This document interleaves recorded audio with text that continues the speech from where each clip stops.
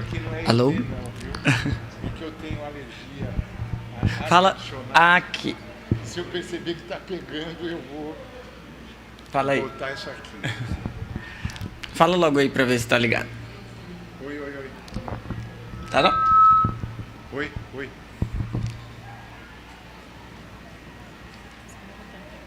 Pois é. Mas não. Ah, cara, eu esqueci. Pera um pouquinho. Vai lá pegar um pouquinho que eu vou enrolando aqui. Boa tarde, senhoras, senhores. É com imensa alegria que eu tô aqui para anunciar a presença desse grande escritor. É um momento de muita emoção pessoal minha, tá? Na presença desse cara, que logo mais vai estar aqui. Ele é um escritor muito importante na minha história, na história de uma causa que eu faço parte, que eu acredito. E é a primeira vez dele em Teresina. Quase inacreditável isso, imaginar que em 21 edições de Salão do Livro é a primeira vez do João aqui, mas é verdade. E, bom, a ideia desse bate-papo... Agora ligou? A ideia desse bate-papo é apresentar ele um pouco e apresentar o seu trabalho. Eu vou tentar não tietar muito e também vou tentar ser mais objetivo, porque eu imagino que vocês também queiram se manifestar, fazer suas perguntas para o João. Então, João, seja bem-vindo a Teresina, ao Salip. Muito Boa obrigado. tarde. Muitíssimo obrigado, viu? Muita alegria de estar aqui, realmente. Como é? O microfone está meio baixo, eu acho. Fala. Oi, oi, oi. Melhorou, né? Tá beleza. Pronto. João, eu queria começar já com o seu livro mais recente, né? Que é O Meu Irmão, Eu Mesmo. Ele é o segundo livro de uma trilogia chamada Trilogia da Dor, né? Da Grande Dor. Iniciado por Pai Pai, né? E o título de Pai Pai vem justamente da citação bíblica, né? Quando Jesus fala com o seu Pai celestial. De onde foi que veio Meu Irmão, Eu Mesmo? O título. Não tem nenhuma... Como é que tá? Não, acho que agora está bem. Não tem nenhuma origem específica, como foi o caso do Pai Pai. Não é? O Pai Pai é a cena de Cristo, de Jesus Cristo antes de morrer no Evangelho, que ele tem uma reação de revolta contra o próprio pai, e é o começo do livro. A primeira frase, ela é plena de ressentimento. Tudo o que meu pai me deu foi um espermatozoide. E eu me referencio justamente a esse trecho da Bíblia porque me parece que nós estamos envoltos numa cultura cristã totalmente enlouquecida, que já começou enlouquecida. Não é? O Salvador, ele é torturado e assassinado para nos salvar. Quer dizer, no começo já está um assassinato, e aí complementa com o assassinato do próprio filho pelo pai, que é a frase, não é, que Jesus diz na cruz, como quem está reclamando, o que é que aconteceu comigo, não é? Então, é uma referência bíblica que não está presente aqui no Meu Irmão, Eu Mesmo. Eu acho que, na verdade, o título... Agora vocês estão me fazendo virar o Capitão Marvel com a voz. O título, na verdade, veio por conta da estrutura do romance. Não é? São duas partes, são dois adoeceres, um adoecer do eu, o adoecer de si e o adoecer do outro, que é, primeiro, a primeira parte, a minha infecção pelo HIV, num período em que isso significava uma sentença de morte, e a segunda parte é, então, o meu irmão, né? Enfim, teve um problema inesperado com câncer linfático e morreu. Era quem deveria sobreviver, e quem sobreviveu foi este que está narrando a história, não é? Eu ia puxar exatamente esse tema também. Hoje de manhã eu li uma notícia que a 6ª pessoa curada do HIV hoje na Suíça. E quando você começou a falar sobre o meu irmão, eu mesmo, eu tinha muito orgulho porque eu sempre dizia assim, não, eu já li praticamente tudo do João. Todas as entrevistas que ele dá, eu já vi. Eu achava que eu sabia muita coisa sobre você. E aí, quando saiu sobre o meu irmão, eu mesmo, veio o dado a respeito da sua infecção com o HIV. E eu fiquei assim, meu Deus, onde era que eu estava com a cabeça que eu não prestei atenção nessa informação? Você nunca soube porque Isso, era aí onde eu ia chegar, porque aí você também nas entrevistas você começou a dizer, não, eu nunca falei sobre isso. E quando eu escrevi uma coluna LGBT, várias vezes eu entrevistei algumas pessoas, e em algum momento da conversa vinha a informação de que a pessoa vivia com o HIV. E aí eu sempre, no final da conversa, eu dizia, você falou isso, você quer que isso saia na matéria, ou no texto? Algumas aceitaram, e quando elas aceitavam, elas diziam assim, sim, mas eu tenho consciência que isso é um sair do armário pela 2ª vez. Como é que está sendo essa nova saída do armário? Agora que você falou sobre como as pessoas estão te recebendo, como essa informação está sendo acolhida. Não acho que eu poderia usar o termo sair do armário neste caso.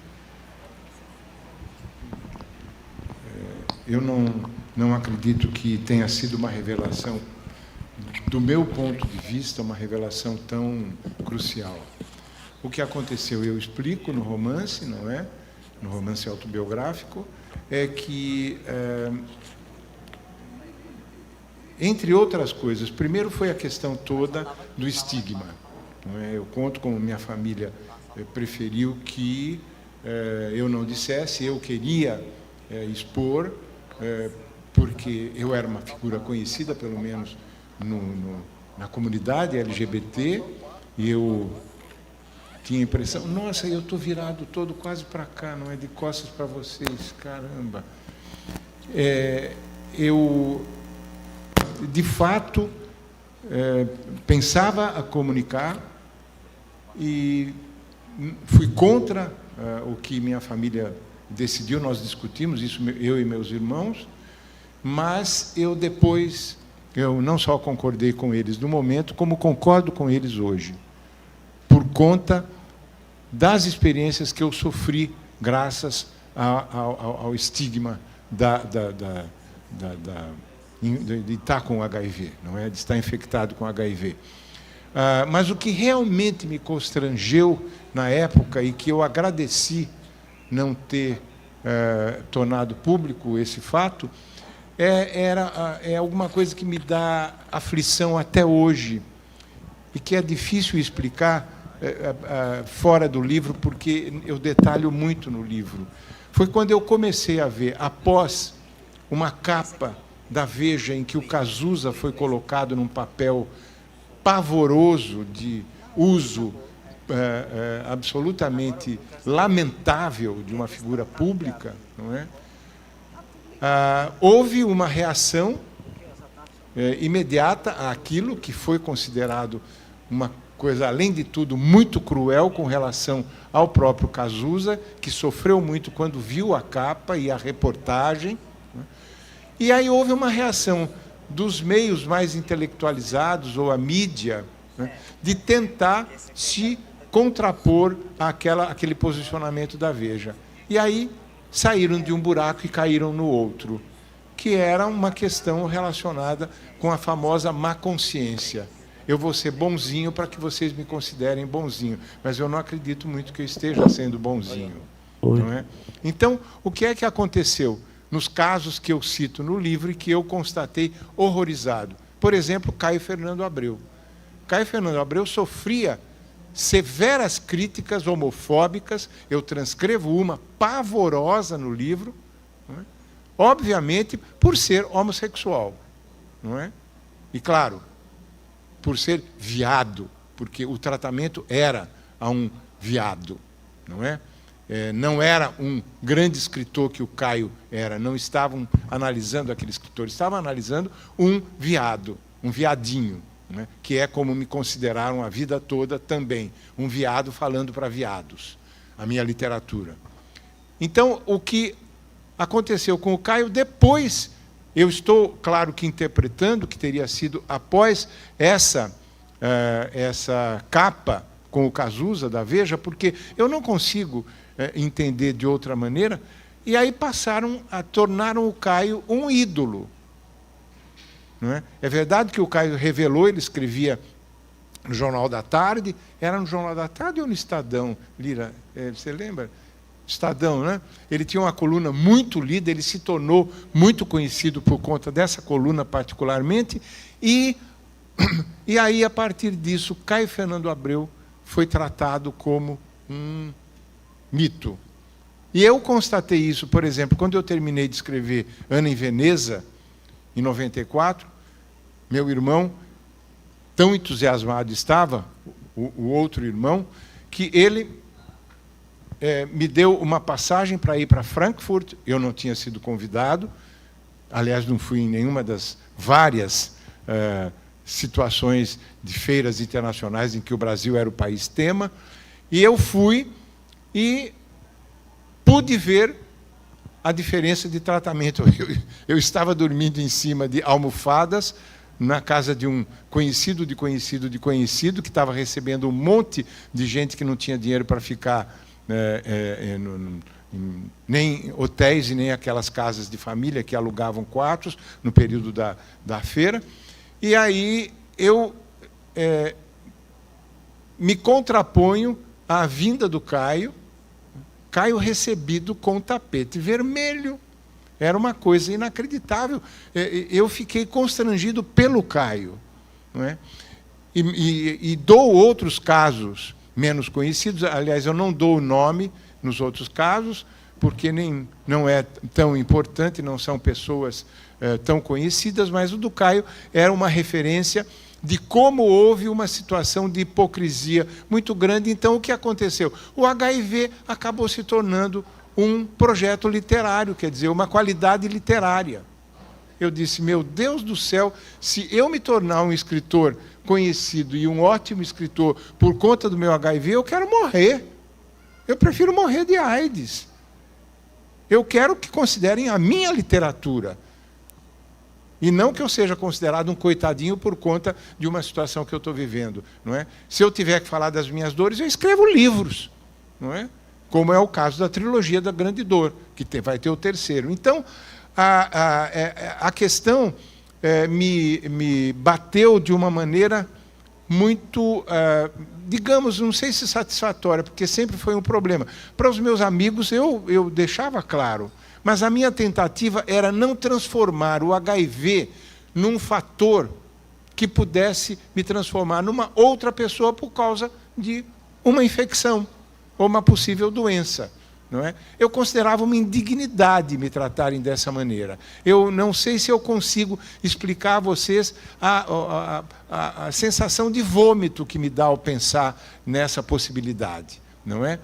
Porque eu considero que HIV foi, antes de mais nada, a AIDS foi, antes de mais nada, uma tempestade, um terremoto que atropelou uma comunidade, a comunidade LGBT, especialmente trans e gay, não é?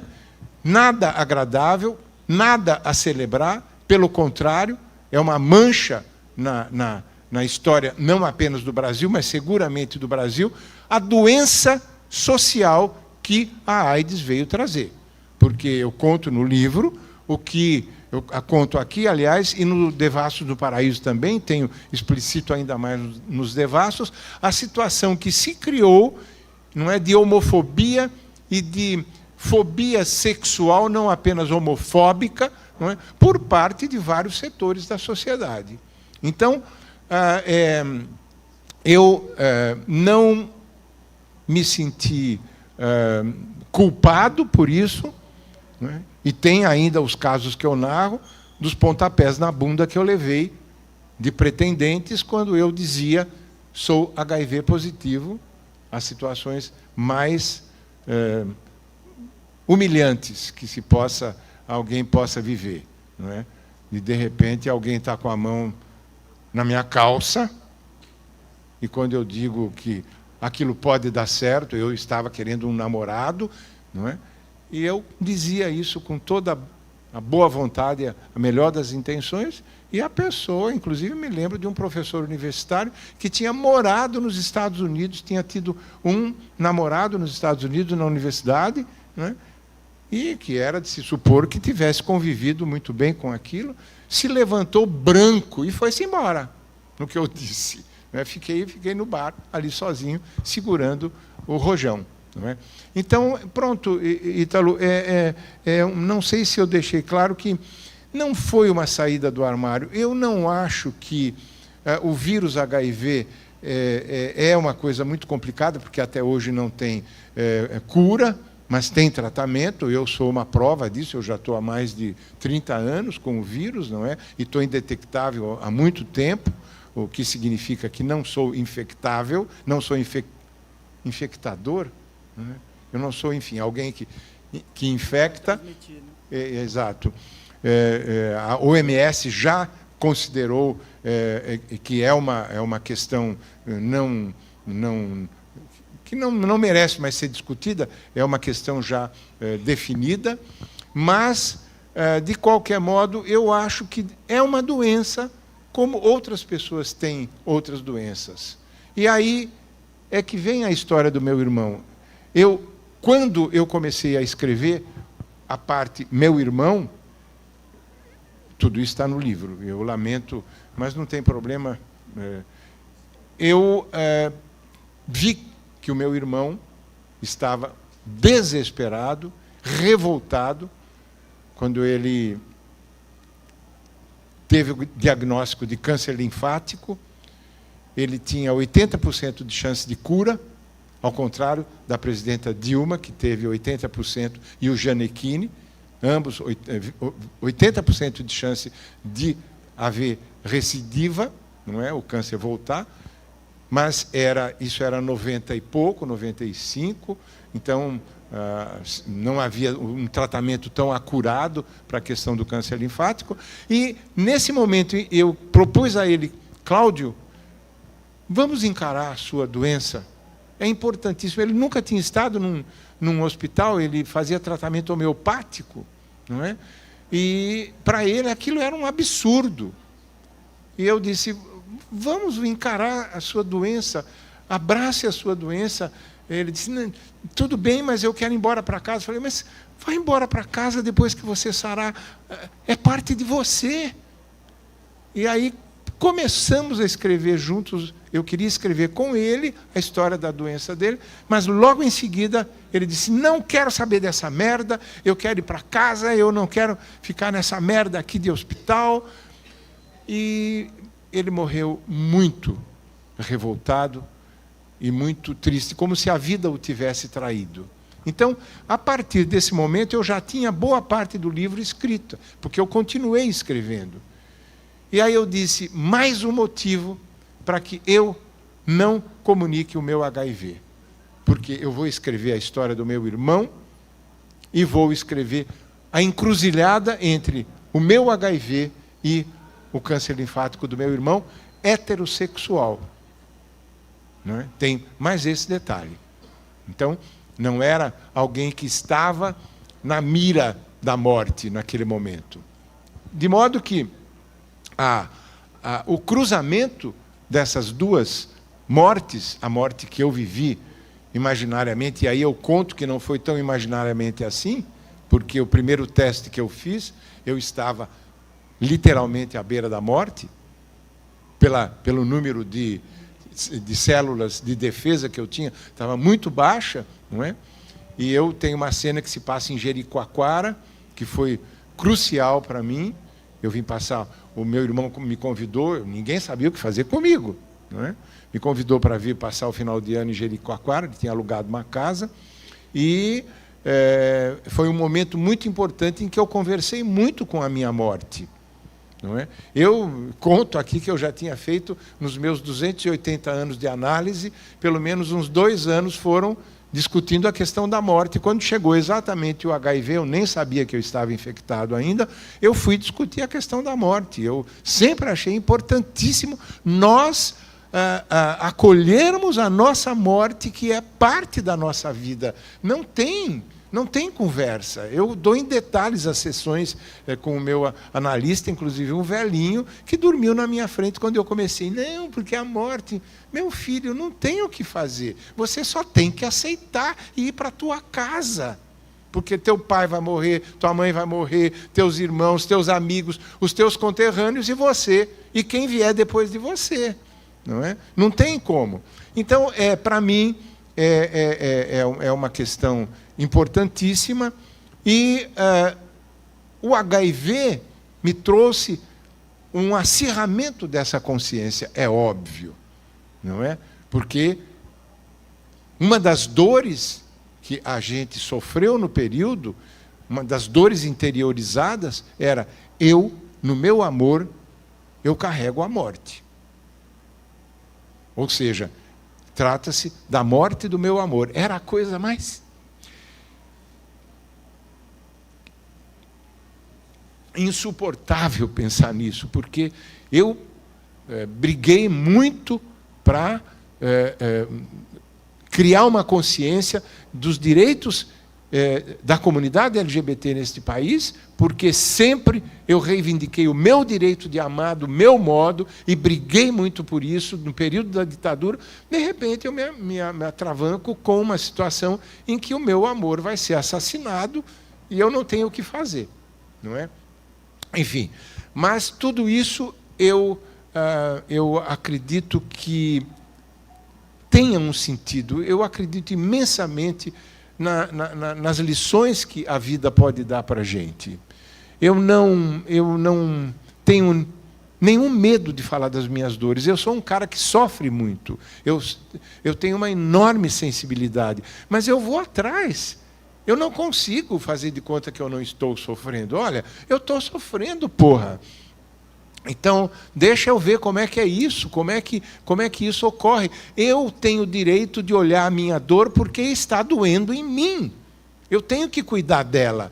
Ela é uma parte da minha existência, ela é uma parte daquela vida que eu estou levando. Eu não tenho como esconder isso. Eu não tenho como odiar essa parte da minha vida. Eu tenho que abraçá-la. Eu não sei se eu me faço... se eu me faço entender. No livro, claro que eu me estendo muito mais sobre isso. Mas, enfim, Ítalo, a gente não sai do armário para encarar a morte. Nunca. Você se faz entender lindamente. Viu? Eles concordam comigo. Tá saindo o som? Tá. João, você falou da dor, mas junto com a dor tinha um elemento que eu notei, que é o da revolta. E aí... Em qual dos livros? Calma, vou chegar lá. Pai e meu irmão, eu mesmo, são romances autobiográficos, correto? Você quer que eu explique por que eu chamo de romance? Não. Já. Nós passamos por uma situação esse ano, que eu não vou dizer o nome, mas todo mundo vai saber o que é, de um deputado babaca que fez um discurso com uma peruca na cabeça. E como eu te acompanho, eu vi o quanto isso te afetou. E quantas postagens nas suas redes sociais isso gerou. E teve uma específica, que você colocou uma coisa que para mim foi extremamente forte. Você disse assim: que eu tô com mais ódio desse cara é porque eu escrevi um livro para poder perdoar meu pai. E ver esse cara fazer isso tá me fazendo odiar meu pai de novo. E todos aqueles homens que me fizeram tão mal. E é muito curioso porque um romance autobiográfico me fez entender do que você estava falando e me fez sentir junto contigo sobre isso, né?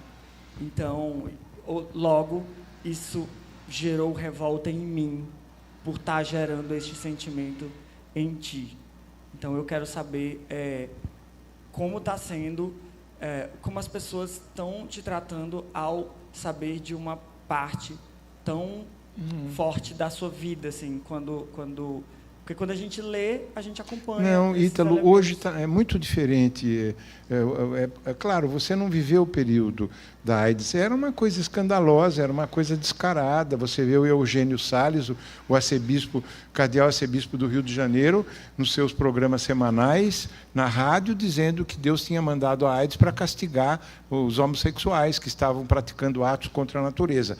Toda semana, Afanásio Jazade, um radialista do período, não vou xingar a mãe dele, porque, coitada, ela não sabe que botou mais um demônio no mundo, mas era uma coisa pavorosa. Ele pleiteava, inclusive, colocar homossexuais em campos de concentração ou algo parecido, não é? Mas, voltando ao negócio da Nicole, que ela nasceu para ser Nicole, não é? E está xingando as transexuais porque ele tem inveja que elas conseguiram ser Nicole, não é? Então ele foi e se elegeu deputado evangélico porque ele é puro de coração e de sexualidade. Eu nem sei se ele faz sexo, não é? E se ele faz tratamento, algum tipo de tratamento para poder fazer sexo, porque eu não consigo entender esse tipo de atitude, não é? Tudo bem que tem uma coisa eleitoreira, mas a inspiração que vem podia ser de outras tantas coisas, mas buscar inspiração numa situação transfóbica é porque tem muito ódio. Então, eu só quero explicar o seguinte: no Pai Pai, quando eu falo do perdão ao meu pai, eu sofri um processo de perdão ao escrever o livro. Aquela primeira frase, cheia de mágoa e de ressentimento, tudo que meu pai me deu foi um espermatozoide, era exatamente o que eu estava sentindo. E foi exatamente o que aconteceu na minha vida, pelo menos o que eu conheço e conheci do meu pai, que se manteve o cara afastado. Eu era o filho mais velho, que raramente recebi uma palavra de carinho, dele acho que nunca, mas recebia palavras de empregadinho, que eu era o empregadinho na padaria, eu que ia entregar pão no cavalo, etc. Mas, no decorrer do livro, eu fui entendendo, eu tive que buscar dentro de mim e fora de mim informações a respeito do meu pai. Não que eu o desculpasse, mas eu entendi quem era aquele cara. E isso foi suficiente para encontrar um caminho para o perdão. Eu fiz um poema que eu adoro no livro, briguei bastante com o meu editor, que é muito querido, Marcelo Ferroni. A gente, na hora que tiver que falar, fala. Ele disse: Trevisan, esse poema tá sobrando, você já falou disso, para que você vai? Eu disse: Marcelo, é muito importante para mim esse poema. Aí eu fucei e falei: Marcelo, eu achei o lugar em que ele cabe muito bem. Ele estava fora do lugar, só isso. Então ele está lá. É um poema de perdão, de fato, não é? Em que eu, inclusive, chego à conclusão de que, para perdoar meu pai, eu tenho que me perdoar. Mas também menciono a parte mais dura do perdão. Não foi a primeira vez que eu perdoei meu pai, o livro Pai Pai. Eu conto, inclusive, no livro, por exemplo, quando eu voltei da viagem a Frankfurt, quando eu fui lançar Ana em Veneza, a edição alemã de Ana em Veneza, em 97, 96, 97, e que eu tive uma visão ou um sonho que meu pai estava no meu colo, que eu conto no livro, que é uma cena foi muito perturbadora para mim. que acordei em lágrimas, em pleno céu, não é? Sonhando com meu pai nu, como se fosse um cara saindo de um campo de concentração. Não é? Então, eu já tinha feito esse gesto de compreensão. Esse é o grande problema do perdão. Não basta você escrever a frase, eu perdoo. Você tem que passar a vida resgatando essa frase e perdoando. Por quê? A dor que a gente sente para precisar de perdão é uma dor que fez uma cicatriz, que deixou uma cicatriz. Ela machucou, ela deixou uma ferida, e essa cicatriz se abre por qualquer motivo. Inclusive pela Nicole. Foi o que eu disse exatamente no post.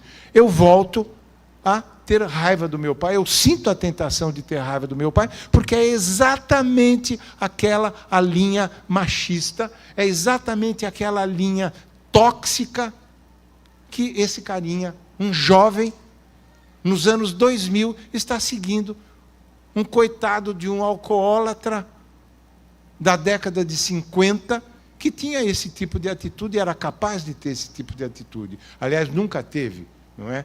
Não chegou a tal provocação. Mas é exatamente a mesma postura, os motivos são os mesmos. Eu ouso dizer que essa gente tem grave problema sexual. Eu acho que quem está obcecado pela homofobia, quem está obcecado por transfobia, tem realmente algum problema que está tendo que resolver consigo mesmo e projeta em cima do outro, do ser outro, não é? Desde os devassos eu cito o caso de prostituto masculino. Aliás, eu cito um belíssimo artigo do Gabeira, que escreveu sobre um crime em que o cara matou o outro com 90 facadas. E o Gabeira perguntou, se 9 facadas são suficientes para matar alguém, quem é que ele está querendo matar com 90 facadas? Ele está querendo matar o fantasma que está dentro dele e que ele está projetando no outro. Daí a barbaridade e a crueldade, não é? E isso é o que me moveu a vida inteira para defender meu amor. É só isso.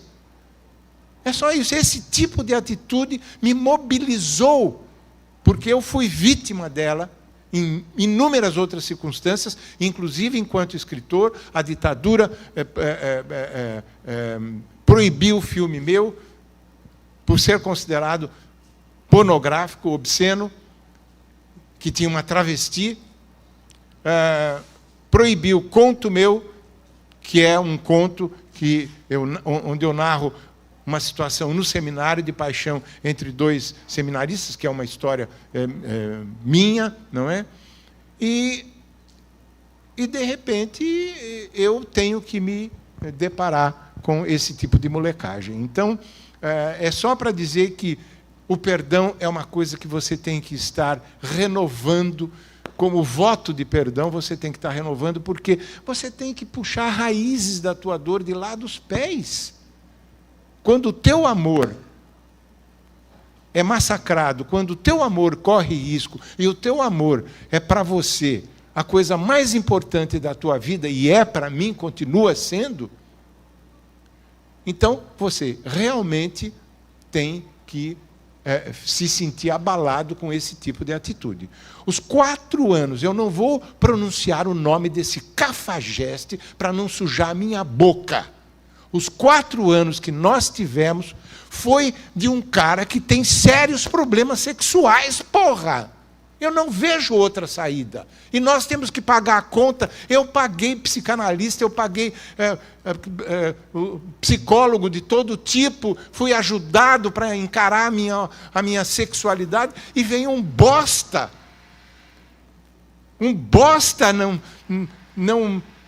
tem coragem um covarde. Nós estamos vendo a covardia desse cara. Todo mundo é culpado em volta dele, menos ele. Não é? Ele é o mito, ele é o Messias, ele é o santo, não é? Então, é alguma coisa que eu não abro mão. E isso, olha, isso não me tira da esquerda, com todos os problemas que eu já tive com a esquerda, e eu conto isso em inúmeros livros meus. Eu não vou abrir mão, porque, de qualquer modo, eu tenho a possibilidade de acolhimento na esquerda. Nós temos várias esquerdas, não é? Eu sou uma esquerda, eu me considero uma esquerda legítima, e é isso que me move para ter uma crítica social, o ponto de vista da margem em que eu vivo enquanto homossexual, enquanto exilado no meu próprio país, isso me mobiliza a ter uma crítica social, a olhar para as pessoas num nível de misericórdia e de compreensão, porque eu estou buscando esse nível em relação a mim mesmo. Eu sei o que a comunidade negra sofre, eu sei o que os grupos indígenas sofrem, o que as mulheres sofrem, eu sei, enfim, eu posso imaginar comparativamente a minha dor, não é? A minha condição de exilado no meu próprio país. São formas de exílio pavorosas, talvez até mais duras, como os negros, a comunidade afro-brasileira, né? É uma comunidade que corre o risco de ser massacrada a qualquer momento por conta da cor da sua pele, que é uma coisa absurdamente inacreditável num ser humano conceber racismo, não é? Num nível que qualquer ser humano seria capaz de compreender que tem alguma coisa errada nessa porcaria. Enfim, então eu acho que eu tenho esse privilégio de poder olhar a partir da margem e compreender a margem. Tanto que já no jornal Lampião, nós, para vocês verem que eu não sou o bacana do pedaço, eu não sou o único, nós tínhamos uma compreensão de que éramos chamados pela esquerda as lutas menores, porque a luta maior era do proletariado, não é? Era uma varinha de condão, que a hora que houvesse a revolução proletária, tudo mudava, tudo iria ficar maravilhoso, a gente morria de rir, porque é absolutamente ridículo, não é? Mas a gente pensava que as lutas menores são lutas fraternas, são lutas companheiras, porque nós temos a condição de perceber com muito mais clareza por aquilo que a gente vive, não é? Os nossos irmãos, as nossas irmãs, que estão sofrendo na pele, inclusive ao pé da letra. Fui longe, né? Eu respondi. Nada, tá ótimo. Não, mas eu respondi. Respondeu demais. Respondeu super. Pois agora eu vou fazer uma curva drástica na conversa. Você disse que você se sentiu mal, se sentiu culpado? Não. Eu entendi mal. Não, eu senti compaixão pela sua dor. Eu me lembrei de como você descreve, como se sentia, e eu senti, assim, gostaria de estar do seu lado, segurando sua mão naquele momento, porque entendi sobre o que você estava falando em relação ao seu post. Peraí. Não, tá. Então eu vou fazer uma curva totalmente drástica. Uhum. Porque muitas vezes, quando a gente convida pessoas que têm um determinado traço de conteúdo na escrita, por exemplo, uma escritora negra, sempre chamam ela para falar sobre literatura feminina ou literatura racial. Escritores LGBTs sempre são chamados só para a pauta LGBT. Nunca é para falar assim, vamos falar sobre literatura. Ítalo, posso responder? Eu sei. Posso? Eu vou me levantar para dizer, eu sou um escritor brasileiro, porra! Eu canso de dizer isso. Eu não tenho nada contra que LGBTs me leiam, eles me inspiram, porque eu estou me inspirando na minha homossexualidade, mas eu não estou escrevendo só para a comunidade. Eu sempre fui acusado de ser um escritor, escrevendo um viado, escrevendo para viados. E nós tivemos encontros, me lembro lá no Centro Cultural São Paulo, um Mix Brasil, em que tinha na mesa, eu não me lembro se tinha uma transexual, mas tinha lésbicas, tinha gays, e nós fomos unânimes. Nós estamos pensando o Brasil. O Brasil tem que nos agradecer, não a nós porque estamos pensando o Brasil, mas a comunidade LGBT, porque tem a possibilidade de ter um olhar particular. Porque nós somos uma comunidade que vive uma situação muito particular, muito peculiar. Nós sofremos no nosso desejo, no nosso amor, e vamos na rua fazer parada para ensinar esse país a amar, a reivindicar o direito ao amor. Não é? Então, eu não estou falando para a Avenida Paulista, para aqueles milhões que estão lá, não é? E que me dá muita alegria, inclusive me comove muitíssimo. Eu estou falando para o Brasil. Não é? Nós estamos buscando ser parte de uma democracia, e que seja uma democracia cada vez mais inclusiva e que possa compreender que ela precisa ter espaços para todos e todas que convivem neste país. Não é? E esse é o conceito de democracia, uma coisa que está em permanente construção, em permanente devir. Então, desculpe, mas é porque, para mim, é crucial essa ideia. Viu? Pois é, agora também eu vou dizer uma coisa que é crucial, que é o seguinte: os textos e os livros do João são lindamente escritos. Porque muita gente olha para O Devasso no Paraíso e acha que vai ser uma pesquisa, é um livro de referência. Gente, leiam só o capítulo sobre a morte da Carmen Miranda. O que ele fez com as palavras nesse trecho, sim, é uma coisa que volta e meia, quando eu não tenho o que fazer, eu abro a minha edição do Devasso no Paraíso e leio só para ficar feliz e me lembrar como a gente pode fazer uma coisa linda com a nossa língua e com as palavras. Então, qualquer livro do João, seja o tema que for, eu recomendo e indico pela beleza estética do trabalho dele. E quero aproveitar, já que ele citou a nossa forma de manifestação, que é a parada. Eu já quero, então, já deixar convidado a aproveitar que a Marinalva está aqui, do Grupo Matizes, uma pessoa super importante. Se hoje eu estou aqui, sentado, vestido desse jeito, uma parte é por sua causa, que às vezes eu estava almoçando com a minha família e você estava brigando no jornal pelos nossos direitos, assim, na televisão. Por favor, uma salva de palmas para a Marinalva. O Grupo Matizes é o principal representante das lutas LGBTs aqui, organiza a Parada da Diversidade, que vai acontecer agora, dia 3 de setembro, mas antes, ao longo de toda a semana, acontece a Semana do Orgulho de Ser. Hã? Ela está bem ali, ó. Levanta ali o braço. Fica em pé, Marinalva, por favor, para ele te ver. Olha só. E eu estou dizendo só o nome da Marinalva, mas eu estou vendo vários integrantes aqui do Matizes, super importantes. Dentro da Semana do Orgulho de Ser, a FLID, que é a Feira Literária da Diversidade, que é super, super importante. Tu vai falar com ele, mas eu vou entregar logo. Aqui, ó. A FLID vai acontecer com a presença do Jean, da Márcia Tiburi. Então, assim, sempre para lembrar que esse papo não encerra aqui. E, como o João disse, a gente não está lá discutindo só a questão da LGBTQIAPN+, fobia. Não é só sobre isso. A gente está lá discutindo o Brasil. O Brasil. A Parada da Diversidade é um evento para construir o Brasil. Uma coisa que eu amo dizer que é ótimo estar numa guerra que a minha arma é um beijo. Assim, você quer matar um homofóbico de raiva, dê um beijo. Pronto, ele se acaba. Eu vou fazer minha última pergunta, antes de abrir para vocês, tá? E aí eu queria ir para o cinema, que eu sei que é uma grande paixão sua, né? Não, vou mudar de pergunta. Já sei. Não, vou fazer outra pergunta. Deixa o cinema para outra ocasião. Que eu acho que é uma coisa mais interessante. Antes de você vir para cá, você vê que eu sigo você nas suas redes sociais. Você fez um post dizendo que você estava muito emocionado de vir para onde tinha Cajuína, e era a terra de Torquato Neto e Mário Faustino. Para muita gente que está aqui, Mário Faustino é só um cara que atrapalha a gente de passar em português.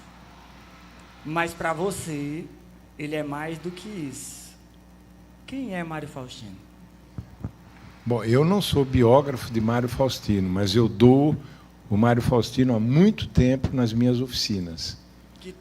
Tem uma que está aberta agora, tá na Balada Literária. A oficina dele online eu fiz esse ano, recomendo. Então, está aberto. Quem se interessar em fazer a oficina de escrita com vai ser de outubro a dezembro, semanalmente. Quem que estiver interessado, vai ser pela plataforma Zoom. Mas o que me parece muito importante no Faustino, e eu entendo que possa ser complicado na escola, é que Mário Faustino era um cara tão erudito e tão tomado pela poesia, que ele fazia ele tinha um projeto quase miraculoso de juntar o mais antiquado com o mais contemporâneo. Eu acho isso um deslumbramento. E não tem como falar desse deslumbramento senão lendo os poemas do Mário Faustino. Porque ele, obviamente, tinha como referência um escritor americano, que era o Ezra Pound, não é? Que tinha um pouco esse projeto, que trabalhava com os poetas medievais, por exemplo, e com um projeto de contemporaneidade, de vanguarda. E Faustino fazia isso tudo amalgamado com a argamassa da sua ternura amorosa, da sua homossexualidade. Então, não sei se vocês... A junção de uma poesia arcaica com uma poesia contemporânea e com a ternura de uma sensibilidade homossexual, o resultado certamente é muito perturbador, para dizer o mínimo, não é? Então, a sofisticação de Mário Faustino, ela é sofisticação em vários níveis, inclusive no nível da ternura. Eu conheço poucos poetas que sejam tão ternos quanto o Faustino. E quando eu digo isso, não adianta eu dizer como crítico. É você ir lá para o poema do Faustino e ver, primeiro, como é complicado, no sentido, digamos que, complexo, no sentido da mistura que ele faz, mas porque ele trabalha, ele tem uma consciência absurda da importância da palavra. Ele tem uma consciência da palavra que ultrapassa a mera preocupação em construir, em articular um projeto poético. Ele tem um amor imenso pela palavra. Então, a palavra que Faustino usa é exatamente aquela, não poderia ser nenhuma outra.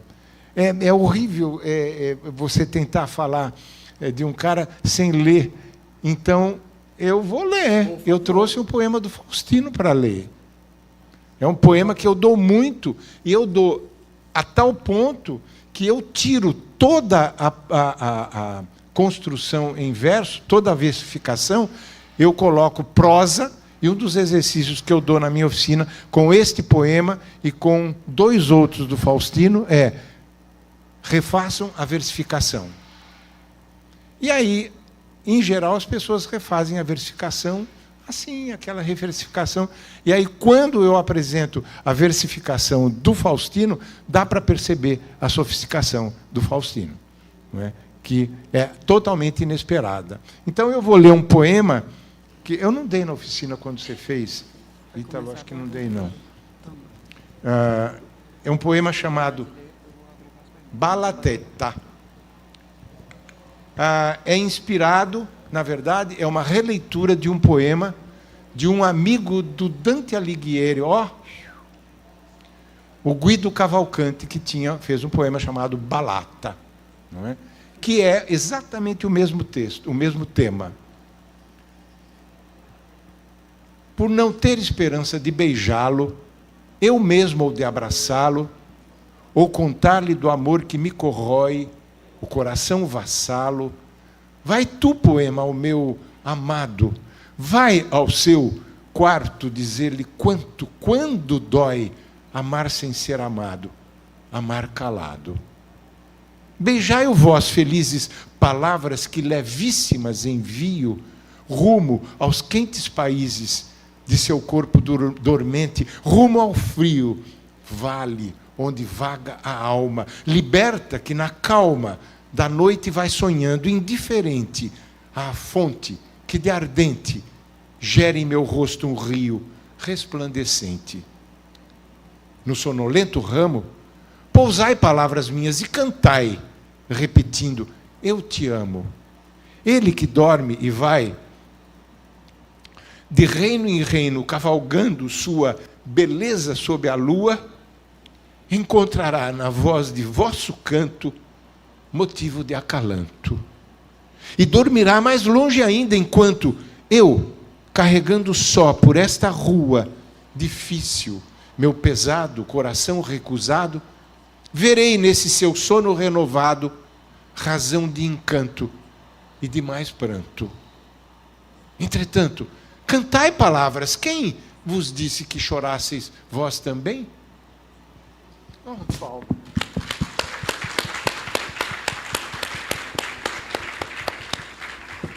Bom, Isto é um poeta. Não tem como definir. Isto é um poeta. Inclusive, ele quebra. Eu tentei seguir a ruptura da versificação que ele faz. Eu acho que é uma tentativa de botar o poema no lugar. Eu não aguento, porque eu percebo exatamente o que move o projeto e eu me comovo muito com este poema. Mas ele tenta desestabilizar o poema para que quem ler possa encontrar o poema, o caminho do poema também, através do que ele está propondo, que é a força das palavras e é, inclusive, uma força antiquada, arcaica, não é? Ele usa palavras estranhas em muitos poemas, mas são aquelas palavras, não podiam ser outras, não é? E chega no final, ele faz exatamente o final do poema do Guido Cavalcanti, não é?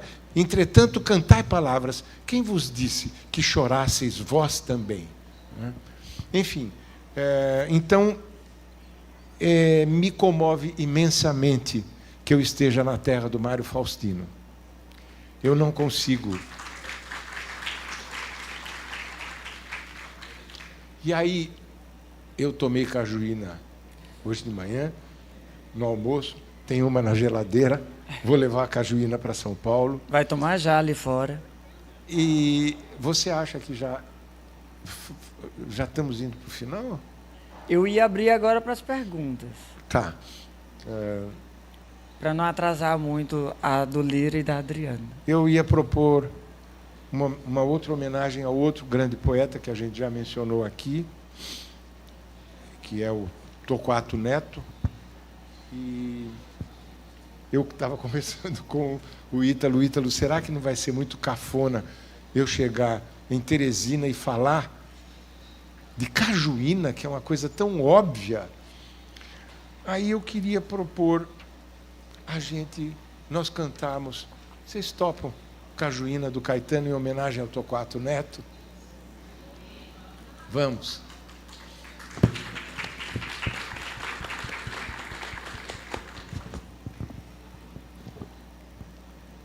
Deixa eu ver se eu pego um tom acessível para mim e para o geral de vocês aí. Existirmos, a que será que se destina?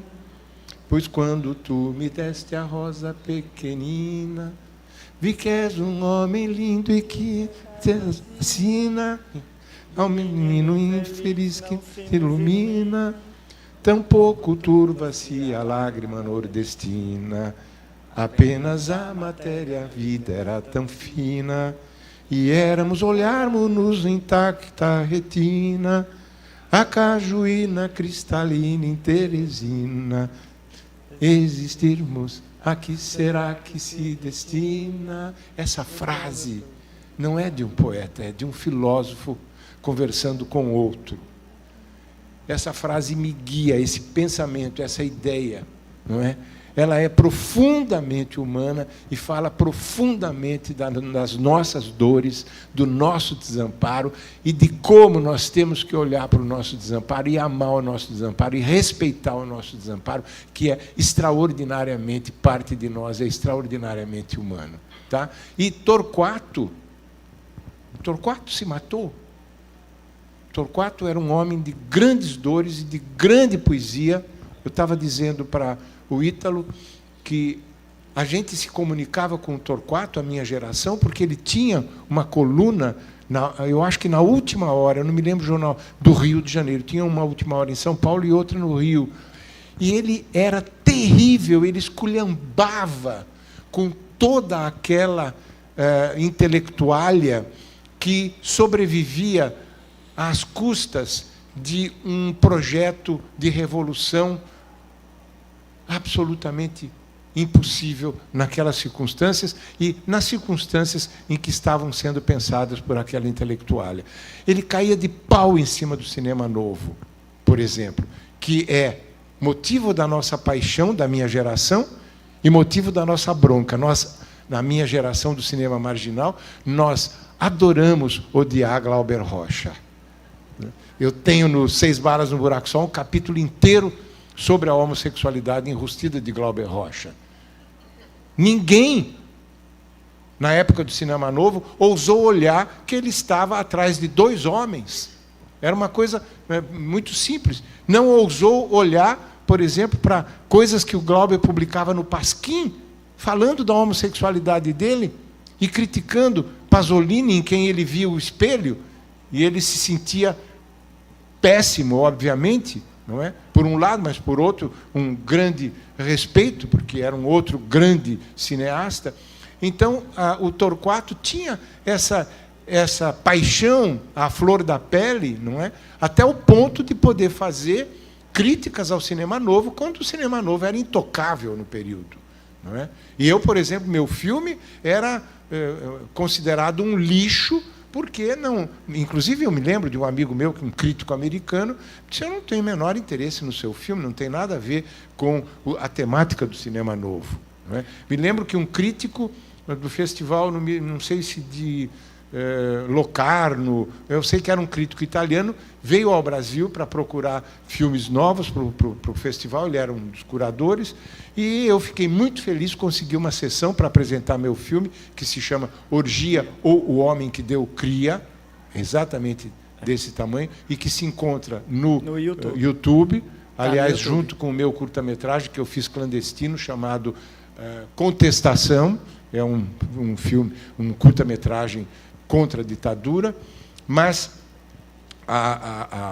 esse crítico, arranjei uma cabine lá na Boca do Lixo, quando o cinema de São Paulo era todo ali na Boca do Lixo, se centralizava ali, e fiquei esperando, aflito, do lado de fora. Quando ele saiu, ele me disse: isso não vai interessar na Itália, porque isso é imitação ao Pasolini. Eu falei: eu imitando Pasolini? Eu tinha visto só o Teorema do Pasolini. Depois é que eu fui me dar conta, caiu a ficha, que ele estava se referindo ao Portile, que tem algumas coisas semelhantes, mas não tem absolutamente nada a ver. Não é? Então, era um cara que veio atrás de filmes que estariam relacionados ao cinema novo. Pronto, o Torquato entrava até nesse tipo de briga. Era um cara que tinha uma grande genuinidade enquanto poeta. Não apenas no que ele escrevia enquanto poeta, mas na maneira de ser perante a sua sociedade. De modo que é uma homenagem que a gente faz com essa canção, que o Caetano fez, obviamente, pensando nele, para ele, na casa do pai dele, depois da suicídio. A gente tem até às 7h20.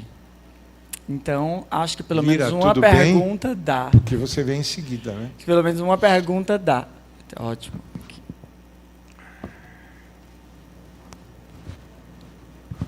Parabéns, João Silvério, pela brilhante palestra. Eu sou o professor Francisco aqui da Universidade Federal do Piauí, do curso de História.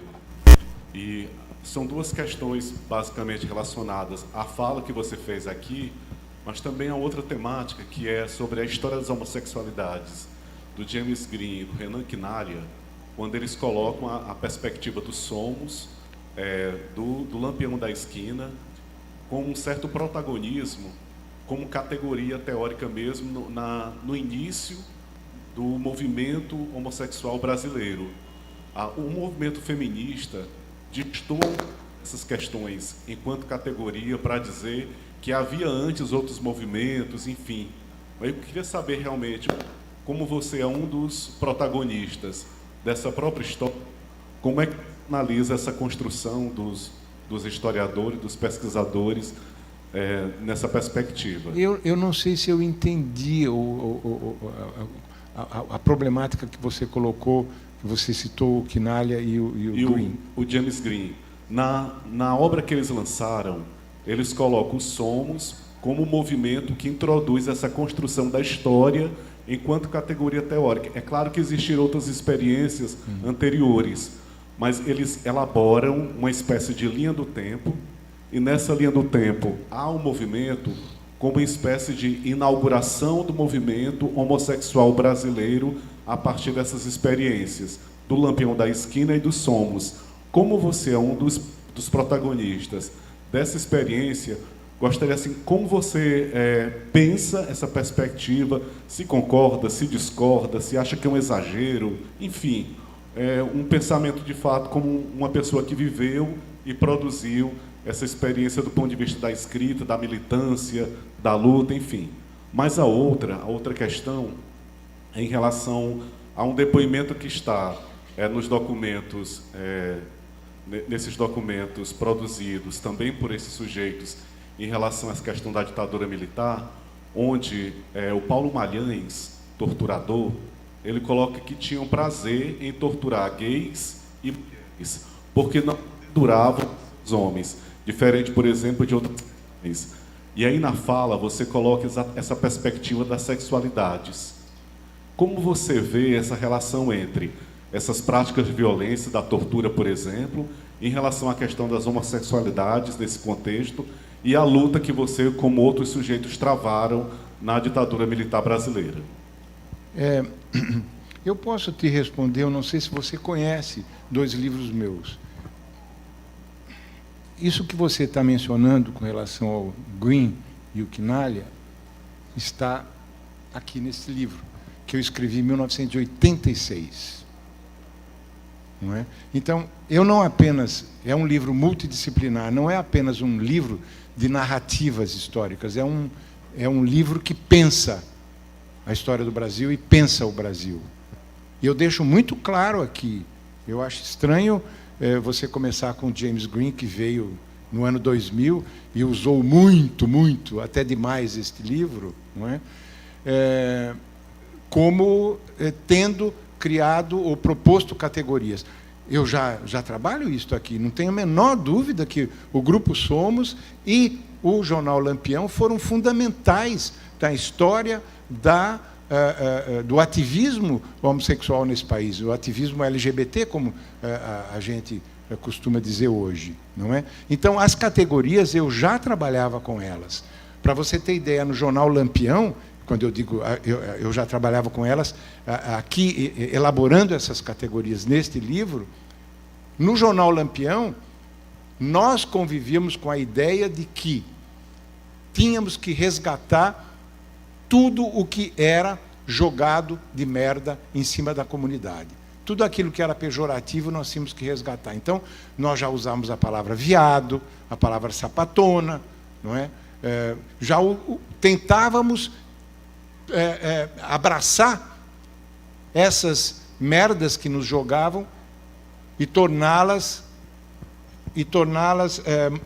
enfim, parte do nosso vocabulário e dos nossos elementos críticos. Tanto que nós procurávamos a linguagem da comunidade, de uma subcultura LGBT. Então, nós falávamos claramente com uma gíria usada no período. E tínhamos uma coluna da chamada Rafaela Mambaba, que era uma personagem que nós inventamos, porque todo mundo escrevia lá, em que nós pedíamos que as pessoas mandassem vocabulário de cada um dos seus estados e das suas regiões relacionadas a uma gíria da própria comunidade local. Então, havia essa consciência, inclusive, de uma cultura, já uma cultura em andamento, uma possibilidade de pensar em alguma coisa a mais, além da mera sexualidade imediata. Não é? É um tipo de sexualidade que gera ao seu redor um espaço de cultura. não é? Hoje nós temos moda, não é, que é lançada dentro da comunidade, nós temos o Pajubá, que hoje já é consagrado, e na época era uma coisa... Então, tudo isso já eram referências teóricas que a gente tinha. Claro, sem falar das referências que nós roubamos das feministas. Nós emprestamos um monte de conceitos das feministas. Não é? Nós estamos começando muito, muito, muito depois delas. Não é? Elas já vêm com movimento, já várias ondas feministas. Então, só para te lembrar disso, e a segunda questão, eu já mencionei quando, eu não me lembro, acho que foi na Nicole, não é? Quando eu falei da Nicole. É um livro, 6 Balas num Buraco Só, é um livro sobre a crise do masculino. Aqui, subtítulo A Crise do Masculino. Também é um livro multidisciplinar, em que eu vou buscar culturas arcaicas, eu vou, enfim, lá para trás, resgatar elementos do patriarcado, como é que isso foi se articulando, quais eram os ritos de passagem para os rapazes, muito diferente das meninas, não é? Cito casos de tribo aqui na região amazônica, que tinha que enfiar a mão numa luva cheia de formigas picantes. Enfim, eu trabalho toda essa questão de como o masculino é um gênero em estado permanente de defesa. Então, qualquer caso particular que você possa citar, você falou da tortura, eu estou tomando esse caso que você citou para colocar o meu livro em cena, no sentido de que eu acredito que o masculino, ele é hegemônico porque ele não tem raiz. A única saída que ele teve, e estudo aqui nessa segunda edição, é um capítulo todinho sobre o nascimento da cristandade com São Paulo e Santo Agostinho, que se aliaram ao patriarcado romano, que o Constantino fez essa junção, o imperador Constantino, não é? E a partir daí criaram toda essa estrutura tóxica, essa... masculinidade tóxica. E essa capacidade de crueldade e de violência instaurada na sociedade a partir da hegemonia masculina. Por baixo de tudo isso está a hegemonia masculina, obviamente porque ela esteve no poder através do patriarcado e, no momento em que se aliou com a igreja, então, não é, com o cristianismo, a coisa desandou de fato. Não é? Eu digo isso porque, debaixo, então, tem várias camadas, e a camada final, qual é? É o medo do passivo, é o medo da mulher. Por isso, a mulher, a misoginia é tão comum, por isso o feminicídio é tão comum, porque há um substrato de ódio ao passivo, que é aquilo que me encanta. Hoje de manhã eu estava comentando com 2 motoristas que foram me levar para conhecer os pontos mais, enfim, turísticos de Teresina, inclusive aquele encontro dos 2 rios, e eu comentava com eles que o problema do bolsonarismo é um problema sexual, não é? Porque a necessidade de fazer a violência é uma resposta ao encantamento que essa coisa violentada desperta neles. E mencionei um ditado espanhol que eu coloco aqui nos devassos, que é: dize-me o que alardeias e eu te direi o que te falta. Bandeira brasileira, ordem e progresso. E esses caras estão alardeando alguma coisa que lhes falta. Então, o machismo é sempre uma falta. Debaixo do machismo tem alguma coisa gravíssima que lhes falta. E eu sou muito cruel aqui, porque eu sou um homem que ama outros homens. Eu tenho os homens como meus objetos de desejo, e isso não é nenhuma brincadeirinha. É uma coisa pavorosa, inclusive entre gays, que têm condições de fazer essa crítica, porque nós estamos enfronhados não é? Num contexto social que nos aproxima do feminino, não é? Inclusive o machismo nos coloca como passivos genericamente. Homossexual é aquele viado que dá o cu. Eu faço do meu corpo o que eu quero, mas eu não sou obrigado a dar o cu para ser homossexual. Então, são fantasias que são veiculadas porque são fantasias que estão na cabeça deles. Não é? A família Bolsonaro só fala em pinto, começa com a arminha. O que é a arminha? É um símbolo fálico. Como é que esses caras não se dão conta que eles estão entregando o jogo? Entende? Então, é muito, eu acho fascinante você desmontar um pouco o jogo, não é? E ver que lá embaixo é uma coisa muito mais simples do que eles querem vender. E muito mais difícil, porque ela é uma coisa de DNA. Essa questão toda do masculino achar que porque tem pau ele é o rei do pedaço, ora, esse pau, ele fica duro quando ele quer, cara. A gente sofre pra caramba, não é? Ele manda na gente, não é? E quando ele para de funcionar, e é um grande problema para as Forças Armadas, por exemplo, que compraram tantos... No Viagra, coitado, né? Ele paga o pato. Então, porque é uma tragédia. A hora que ele para de funcionar, por algum motivo, se ele é feio, se ele é torto, se ele é pequeno, a gente enlouquece. Eu falo aqui no meu livro, eu consulto especialistas que dizem que, horrorizados, primeiro, com a quantidade de adolescente que vai lá porque acha que o seu pau é pequeno. Entram em crise. Ora, você só vai entrar em crise se isso for uma coisa fundamental para você. E segundo, a questão do câncer de próstata. Muito homem morre de câncer de próstata porque se recusa a fazer o exame de toque. Aí eu pergunto nesse livro, mas por que ter tanto medo de um dedo? Você vai perder a virgindade, a tua masculinidade com um dedo? É tão frágil essa masculinidade?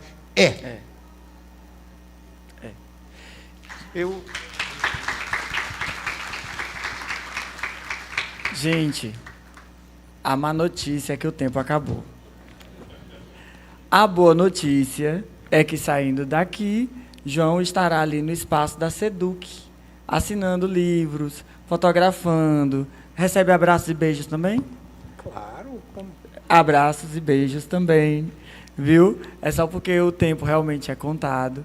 Eu quero deixar registrado aqui mais uma vez o prazer que foi e o orgulho pela oportunidade de ter estado aqui mediando esse bate-papo. Espero que não tenha sido muito chato. Não, eu só estava muito preocupado por estar na terra do Mário Faustino e do Torquato Neto e não ser digno desse momento. Foi a única coisa que me deixou. Obrigado. Gente, muito, muito obrigado. E, logo em seguida, né, a Adriana e o Lira também. Tá bom? Obrigado, muito obrigado, viu? Espera aí que eu acho que geralmente tem uma foto. Vai ter foto? Sim. Não? Já foi? Então, beleza.